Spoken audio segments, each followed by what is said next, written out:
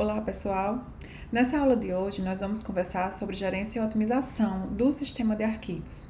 Mais especificamente, a gente vai conversar sobre a gerência do espaço em disco, como é que o sistema operacional mantém a informação de que blocos estão livres, e também sobre como é que o sistema operacional pode otimizar o desempenho, melhorar o desempenho do sistema de arquivos, dado que, como todos nós sabemos, leituras em disco são muito mais lentas do que as leituras na memória. Para começar, vamos discutir um pouco sobre o tamanho dos blocos, dos arquivos, né? A gente conversou em aulas passadas que arquivos são as abstrações criadas pelo sistema operacional, que arquivos são uma sequência de blocos. A gente já conversou sobre a forma como o sistema operacional, que estruturas de dados o sistema operacional pode manter para associar um arquivo aos blocos que compõem aquele arquivo. E agora a gente precisa, e a gente adiou a discussão sobre como é que a gente define, como projetista do sistema operacional, o tamanho do bloco. Esse tamanho de bloco, como sempre, né, como todas as decisões dentro de um sistema operacional, vai trazer um trade-off, nesse caso aqui, entre economia de espaço e tempo. Porque se o bloco for muito grande, se, por exemplo, no extremo o bloco for maior do que a maioria do tamanho dos arquivos daquele sistema de arquivos, o que vai acontecer é uma fragmentação interna muito grande, né? Vários blocos que estão alocados a arquivos que não são usados completamente, que tem espaços dentro do bloco que não são úteis porque aquele arquivo não precisa daquele espaço. Tá?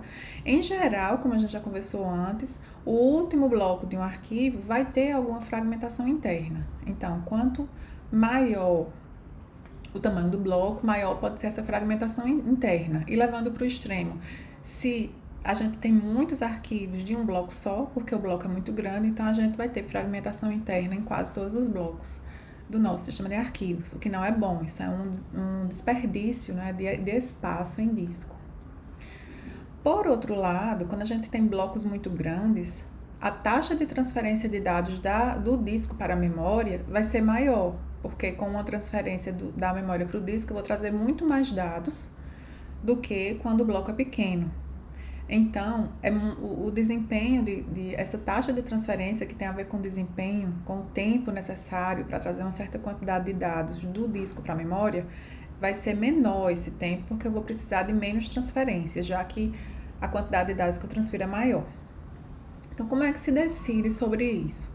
O ideal, como sempre, é ter informação.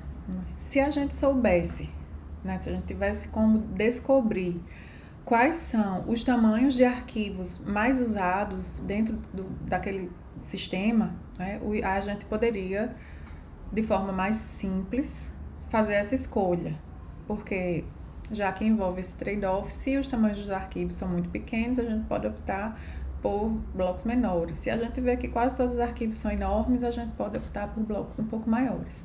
Mas essa não é uma informação que está disponível facilmente, né? Tem alguns grupos de pesquisa que coletam essas informações. Então, aqui, por exemplo, a gente tem dados que foram coletados de uma universidade europeia, tá? Então, sobre os tamanhos dos arquivos dos usuários desse computador que é compartilhado. E aí esses arquivos esses tamanhos foram verificados em 1984 e depois foram revistos em 2005. Tá? O que é que significa isso? Tem os tamanhos aqui, né? 1 byte, 2 bytes, até 1 kilobyte, 2 kilobytes, 4, 8. E aqui a gente vai crescendo o tamanho dos arquivos. E nessas linhas a gente tem o percentual de arquivos que são daquele tamanho ou menores, tá? Então, por exemplo, essa linha aqui que está destacada, né, de arquivos de 1K, a gente vê que em 1984, 48% dos arquivos tinham 1K ou eram menores que 1K, então quase a metade dos arquivos. Já em 2005, isso cresceu, e aí 30%, quase 31% dos arquivos eram de 1K ou menores que 1K. tá? 4K, a gente vê que em 1984, 75% dos arquivos eram de 4K ou menores que 4K. Já em 2005, 59% dos arquivos eram de 4K ou menores que 4K. Aqui não dá para ver porque essa barrinha ficou em cima, infelizmente, mas aqui são os arquivos de 8K e em 2005, 69% dos arquivos são de 8K ou menores. Então, a uma primeira vista, a gente pode ficar na dúvida entre arquivos de 4K, arquivos de 8K, mas sabendo que se a gente considerar blocos de 8K, 10% dos arquivos, pelo menos, né, que são, aliás, 60% dos arquivos vão usar só metade daquele bloco, então não parece ser uma escolha boa, o de 8K. Então, 4K seria uma escolha boa. Baseado nesses dados, que a gente nem sabe se eles são realmente representativos de todos os sistemas. Então, essa é uma questão delicada na hora de se definir, de escrever o sistema operacional, e que não tem muita solução. O importante é que a gente entenda esse trade-off, né? Que é, se a gente considerar aqui, olhando esse eixo X aqui, a gente tem vários tamanhos de blocos diferentes, ele está em escala de log. Então, blocos de 1K, de 4K, 16K, e vai crescendo aqui até blocos de 1 megabyte. Se a gente olhar para a taxa de transferência de dados, que é essa função aqui, essa linha tracejada, a gente vai vendo que quando a gente vai aumentando o tamanho do bloco, a taxa de transferência de dados vai aumentando. Isso é bom, porque a gente vai precisar de menos tempo para levar dados do disco para a memória. Por outro lado, essa outra linha aqui não tracejada, essa linha preta aqui, ela tem a ver com a utilização do disco. E aí, essa função, ela vai caindo aqui. Quanto maior o tamanho do bloco, menor a utilização por conta da fragmentação interna. Então, se a gente escolhe blocos de 4K, por exemplo, a gente vai estar com uma boa utilização de disco, né, próximo de 100%, mas a gente não vai estar com uma boa taxa de transferência de dados. Essa pode ser uma opção, mas essa aí depende do projetista. Se a gente escolher blocos maiores que 4K, a gente começa a utilizar o disco, desperdiçar espaço em disco e melhorar muito pouco a taxa de transferência de dados. Né? O desperdício que a gente tem de disco cai muito mais rapidamente do que a taxa aqui de transferência de dados aumenta. Então, não faz muito sentido aumentar de 4 para 8, porque a gente basicamente só está perdendo na utilização do disco. Né? Para que a gente ganhe um pouco de taxa de transferência, precisaria ter blocos de pelo menos 64K aqui, que é quando eles se cruzam, mas a utilização seria muito baixa. Então, parece que escolher blocos de 4K para esse estudo, né, parece adequado. Esse gráfico foi feito com base nesses dados, né, desse estudo, tá? Então, é interessante que a gente entenda esse trade-off, que a gente entenda que essa é uma decisão a ser tomada pelo projetista e que a gente entenda também que esses tamanhos de arquivos mudam com o tempo, né? Se a gente comparar aqui o ano de 1984 e no ano de 2005, os tamanhos dos arquivos mudaram, eles cresceram um pouco com o tempo. Será que isso é uma tendência? Daqui a 10 anos a gente vai ter arquivos bem maiores? Então, isso é algo que precisa ser revisitado cada vez que o sistema operacional, um novo sistema vai ser criado ou que uma nova versão vai ser lançada. A gente também precisa, como projetista do sistema operacional, decidir como é que a gente vai manter as informações sobre os blocos livres, porque cada vez que um arquivo novo for ser escrito ou que um arquivo que já existe vai aumentar, a gente vai precisar alocar novos blocos para aquele arquivo. E aí o sistema operacional precisa de uma forma rápida, eficiente, de identificar que blocos podem ser usados. Os blocos que estão já em uso, eles já são citados nos inodes ou na tabela FAT. Mas não seria eficiente a gente buscar em todos os inodes e na tabela quais são os blocos que não estão em uso. Então, a gente precisa de uma outra forma de manter informações sobre esses blocos livres. E aí existem basicamente duas soluções para manter essa informação, tá? Uma solução baseada em lista encadeada, e aí a gente vai ter blocos contendo números de blocos que estão livres, e a gente também pode ter um mapa de bits, em que a gente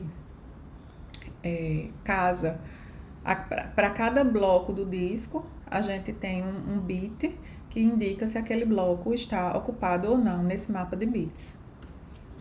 Então, começando um pouco a estudar como é que a gente faria isso através de lista encadeada, né? A gente usaria os próprios blocos livres, assim como no mapa de bits também, a gente usa os próprios blocos livres para manter essa informação. E aí, nesse caso de lista encadeada, a gente usa, esses blocos vão conter identificadores de outros blocos que estão livres no disco. Não precisa de nenhuma ordenação específica. A gente mantém em memória um bloco desse, tá? Que tem uma lista de blocos livres, e nesse bloco, o sistema operacional vai pesquisando. Quando precisa alocar novos blocos, aloca os blocos que tem listados nesse bloco que está lá na memória, e retira desse bloco. Então, por exemplo, aqui a gente tem 4 blocos, tá? 3 em disco e 1 na memória, com ponteiros para blocos livres, tá? Com identificadores de blocos livres. E aí, nesse caso aqui, o bloco que está na memória, ele tem alguns ponteiros de blocos e tem 2 espaços aqui de blocos que foram alocados já, né? Eles estavam aqui inicialmente, se esse bloco chegou todo cheio de ponteiros, ele, por exemplo, estava aqui, mas esses 2 já foram alocados. E aí, quando a gente vai alocando mais blocos, esses blocos vão saindo daqui e indo ou para o inode ou para a tabela FAT, dependendo de qual é o tipo de estrutura que está sendo usada nesse sistema operacional. E aí, se, por exemplo, aqui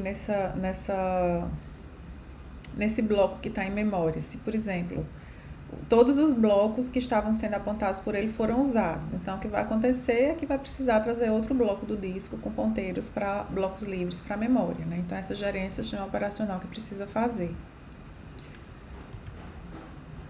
E aí, nesse caso aqui, se, por exemplo, a gente tiver identificadores de blocos com 32 bits e a gente tiver um bloco de 1K, por exemplo, a gente teria 255 ponteiros para blocos livres aqui, e o último, né, seria um endereço do próximo bloco que contém outros ponteiros para blocos livres, tá? Quando a gente fala no uso, né, tem algumas otimizações que ao longo do tempo foram pensadas. Então, por exemplo, pode acontecer o caso da gente ter um sistema com muitos arquivos pequenos, temporários, que são escritos e apagados muito rapidamente, e que poderia causar alguma escritas desnecessárias ou leituras desnecessárias no disco, como nesse exemplo aqui, né? A gente tem um bloco que está quase cheio de ponteiros aqui, né, na memória, e aí, se, por exemplo, a gente precisar um arquivo com 3 blocos, por exemplo, vamos supor que ele foi removido. Se um arquivo com 3 blocos foi removido, 3 blocos passaram a ser livres. E aí eles têm que estar informados aqui. Então, eu vou colocar um bloco aqui, um ponteiro aqui, outro aqui, e vou trazer algum bloco livre e colocar outro que estava aqui. O outro que sobrou aqui. E aí, esse que estava cheio foi para a memória. Isso é uma forma de fazer, existem várias formas. Mas essa é uma forma um pouco intuitiva, né? E aí, o bloco que ficou em memória passou a ser esse aqui, que só tem um ponteiro. E aí, se a gente precisa escrever um arquivo, mesmo que pequeno, se tiver mais que um bloco, a gente vai precisar ler de novo um bloco do arquivo para poder conseguir pegar ponteiros de outros blocos livres. E se a gente ficar sempre alternando entre uma situação em que o bloco que está em memória tem muitos poucos ponteiros, todas as vezes que a gente precisar escrever novos arquivos, pode ser que a gente precise fazer uma leitura de um bloco novo.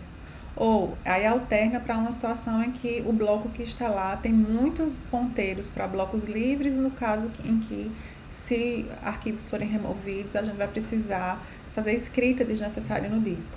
Então, uma solução é a gente, quando, por exemplo, aqui a gente precisa escrever, quando um arquivo é liberado e 3 blocos são liberados, em vez de a gente resolver dessa forma que a gente tinha resolvido aqui, a gente pode dividir esses blocos livres com um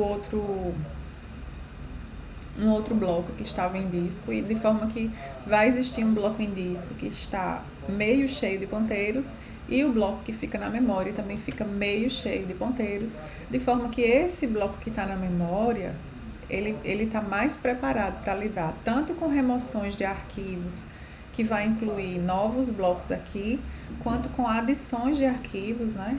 O aumento de arquivos, que vai remover blocos daqui. Tá? Então, isso é uma otimização que pode ser feita e geralmente é feita. Quando a gente fala do mapa de bits, que é a outra opção para manter os blocos livres do sistema, é como eu já falei, a gente vai ter um bit associado a cada bloco. Então, o mapa de bits é muito menor do que a lista encadeada, porque a lista encadeada precisava de 32 bits para cada bloco livre. No caso aqui, vai ser um bit para cada bloco do disco. Então, se o disco estiver bem cheio, a lista encadeada pode ser até menor do que o mapa de bits, mas em geral ela é maior do que o mapa de bits. A gente também só precisa de um bloco na memória, tá? Mas quando esse bloco é pesquisado nesse bloco de disco e não se encontra a quantidade de blocos livres que são desejados, um novo bloco precisa ser lido, tá? E aí a quantidade de blocos que precisa ser lida para que a gente encontre os blocos livres desejados vai depender muito de como é que está a alocação desses blocos do disco, de como é que está o uso. Então, por exemplo, um disco muito cheio pode levar à leitura de muitos blocos de disco e pode ser muito lento encontrar blocos de disco livres, a quantidade desejada dos blocos de disco livres, ok? Então, mapas, as listas encadeadas são geralmente mais utilizadas. Existem também outras otimizações que podem ser feitas, tá? Do ponto de vista também de gerência do espaço, o sistema operacional precisa se envolver em algumas atividades. Uma delas é o estabelecimento de cotas de disco. A cota de disco, ela limita o uso por usuário do disco. Então, cada usuário do sistema, dependendo da configuração do administrador do sistema, ele vai poder usar um número máximo de blocos de disco. E em muitos sistemas vai até ter um número máximo de arquivos que ele pode criar. Então, o sistema operacional, ele precisa dar suporte a esse serviço, a essa funcionalidade, porque o sistema operacional é que tem as informações sobre quem são os donos dos arquivos, o sistema operacional sabe cada vez que um arquivo aumenta, cada vez que um arquivo diminui, para poder fazer essa gerência. Então, todas as vezes que um processo começa a rodar, a executar, né? Sempre um processo está associado a um usuário, que foi o usuário que solicitou a execução daquele programa. E aí, para cada processo, a gente vai ter uma tabela dos arquivos que aquele processo abriu, né? Com o descritor do arquivo e outras informações. Dentre essas informações, a gente vai ter quem é o dono daquele arquivo.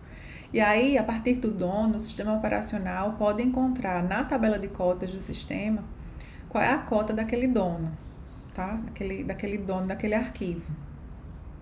E aí, cada vez que o arquivo crescer ou diminuir, o sistema operacional vai contabilizar na cota, né, no uso do disco daquele dono daquele arquivo, mesmo que esteja sendo usado por outro usuário que não é o dono, tá? Isso não importa. Então, como a gente sabe que o sistema de arquivos é feito para compartilhamento de arquivos e a gente sabe muitas vezes, a gente já viu até como é que a gente linka, né, um arquivo que aparece em 2 diretórios diferentes para facilitar o compartilhamento. Né? Tem a proteção, quem é que pode ler, quem é que pode escrever. Então, não necessariamente quem está escrevendo no arquivo vai ser o dono do arquivo, mas isso vai ser contabilizado como na cota do dono do arquivo. Então, o que acontece é que o sistema operacional mantém uma tabela dos arquivos abertos, que vai ter quem é o usuário dono daquele arquivo e um ponteiro para a tabela de cotas daquele usuário, de forma que essa tabela vai ser atualizada quando esse arquivo for modificado, tá? Em geral, o administrador tem a possibilidade de configurar um limite flexível do número de blocos a serem usados e um limite estrito. O limite flexível ele pode ser excedido por algum tempo, não eternamente, então o administrador pode setar qual é o tempo que esse limite flexível vai ser excedido. Em geral, o usuário vai começar a receber alertas em e-mail, por exemplo, de que ele está excedendo a cota e ele vai ter um tempo para apagar alguns arquivos e voltar a obedecer a cota. Se depois desse tempo ele não consegue apagar os arquivos, ele vai ficar impedido de entrar no sistema e vai ter que resolver isso junto ao administrador. Então, como isso envolve leitura e escrita em estruturas do sistema operacional, envolve informações que só o sistema operacional tem, é um serviço que o sistema operacional tem que dar suporte, tá? Tem muitos outros serviços nessa área de DevOps e de administração em geral de sistemas que o sistema operacional tem que dar suporte e que o projetista do sistema operacional tem que pensar sobre a melhor forma de dar esse suporte. Dois exemplos são backup e verificação de consistência, né? Backup é muito importante porque perder dados é perder dinheiro atualmente, especialmente para as grandes empresas, para as empresas, né? Às vezes o usuário comum não dá tanto valor, mas as empresas com certeza dão. E aí tem várias situações de desafios de quando a gente vai realizar um backup que o projetista do sistema operacional precisa pensar e decidir como é que vai oferecer esse serviço. Tá? Além disso, tem a verificação de consistência, né? O famoso FSCK e outras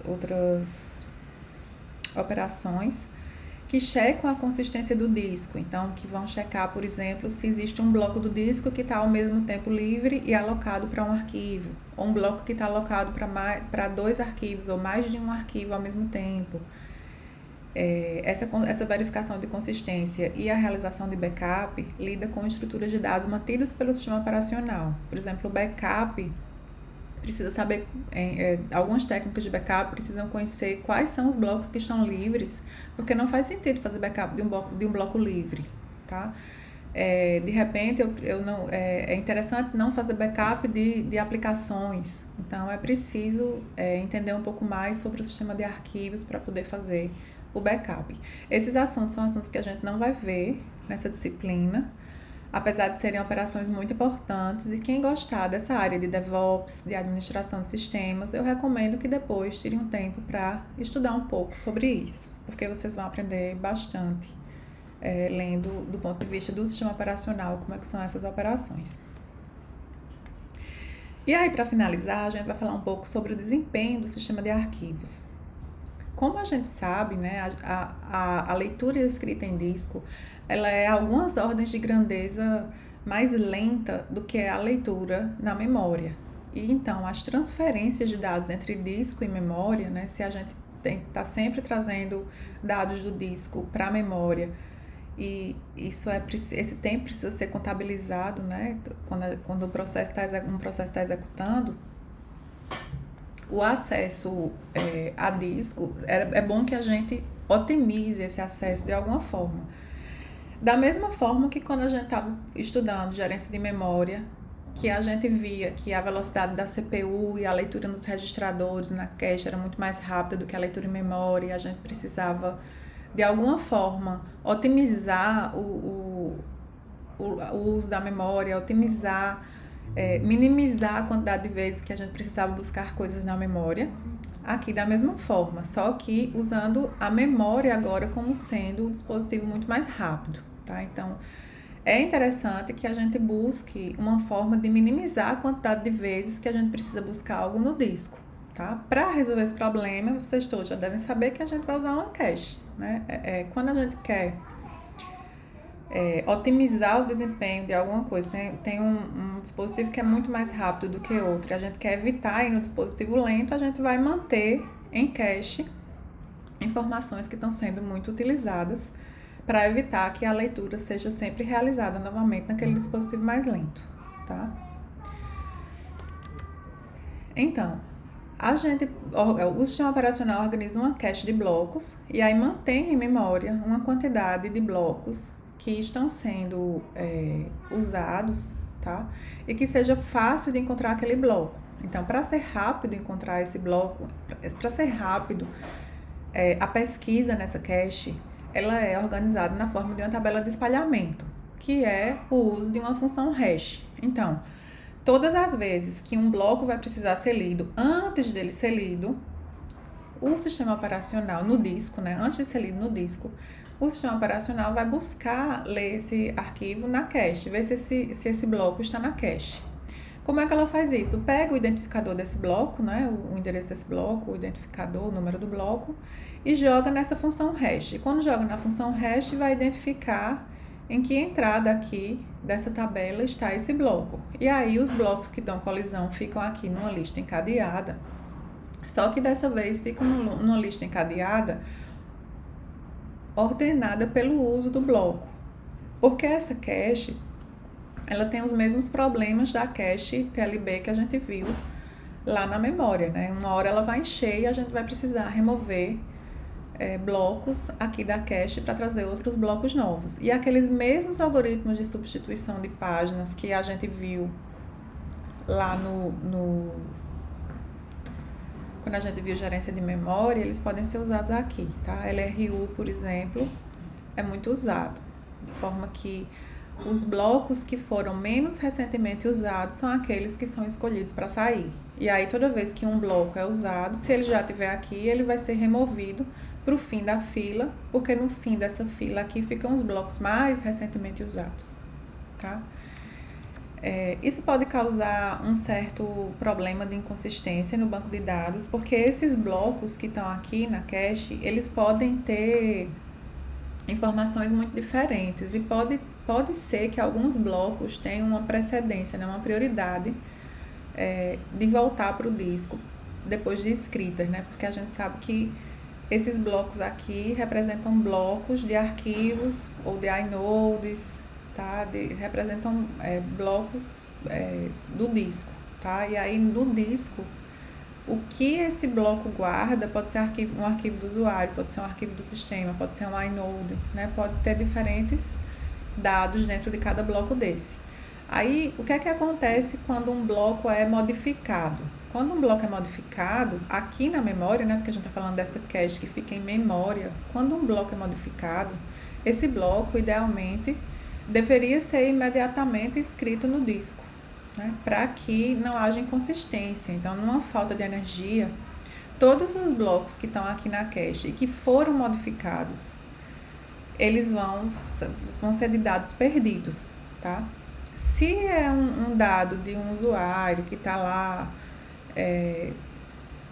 mexendo em algum arquivo, vai ser perdido o dado daquele usuário. Mas se é um bloco que contém, por exemplo, um inode, ele pode gerar uma inconsistência no sistema de arquivos, tá? Que talvez seja algo muito mais grave.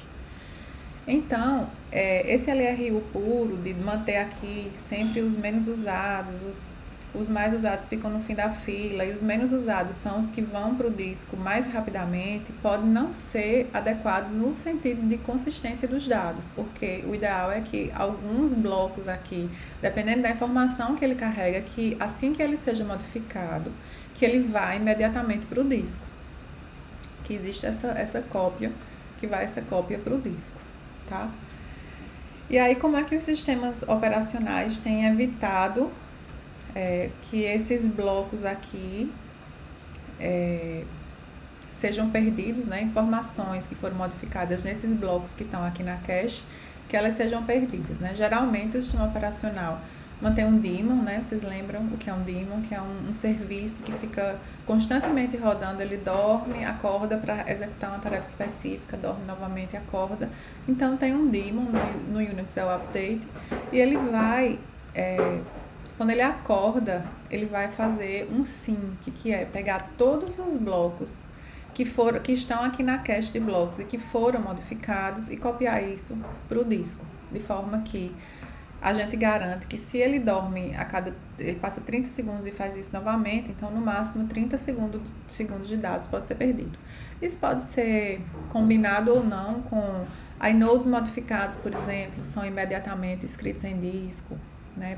Podem ter outras ações associadas para evitar a perda de dados, que é algo que é muito chato, né, para os usuários, que perdem os dados, e se levar o sistema a um estado de inconsistência que faça o sistema parar de funcionar ou perder dados de muitos usuários, pior ainda, né?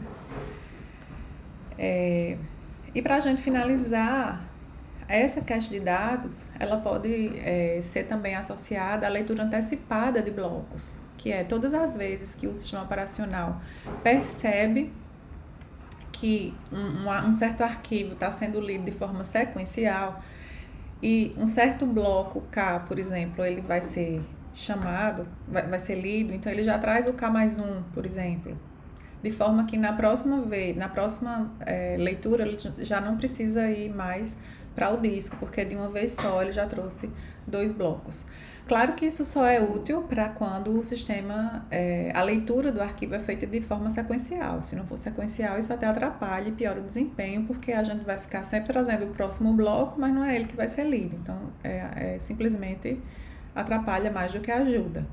Então, o sistema operacional ele pode manter informação sobre a forma como a leitura, como cada arquivo está sendo lido, né? Os processos mantêm aquela tabela de arquivos abertos, e lá também pode ter a informação de se aquele arquivo está sendo lido de forma sequencial ou de forma randômica.